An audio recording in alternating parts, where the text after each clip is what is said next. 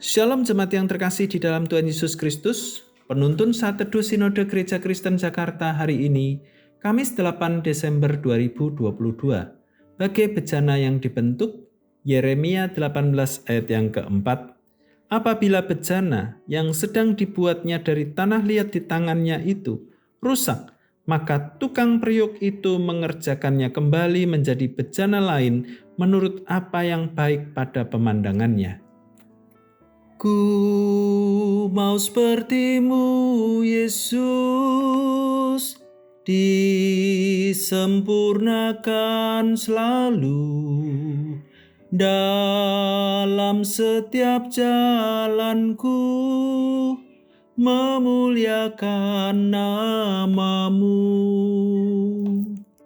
Penggalan lirik lagu ini mudah untuk dihafalkan dan dinyanyikan. Tapi sudahkah kita mengimani betul pesan yang disampaikan lagu tersebut ketika kita menyanyikannya?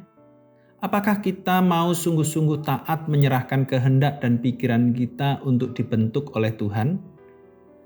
Yeremia 18 ayat yang keempat menceritakan Nabi Yeremia yang diperintahkan Tuhan untuk pergi ke rumah tukang periuk dan melihat proses pembuatan bejana. Di tempat itu, Yeremia melihat bagaimana tukang periuk mengambil tanah liat dan membentuknya sedemikian rupa sampai menghasilkan bejana yang indah. Tanah liat yang tidak berharga dibentuk menjadi bejana yang indah dan bernilai.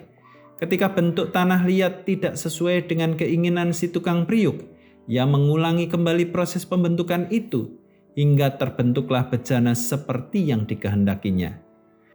Karena kasih-Nya yang besar pada kita, seringkali Tuhan mengambil posisi sebagai tukang periuk dan kita seperti tanah liat yang akan dibentuk menjadi sebuah bejana. Pembelajaran dari proses pembentukan itu adalah jika bejananya rusak, maka Tuhan akan membentuk ulang bejana tersebut sehingga menjadi lebih baik menurut pandangannya. Banyak orang yang tidak menyukai bagian ini.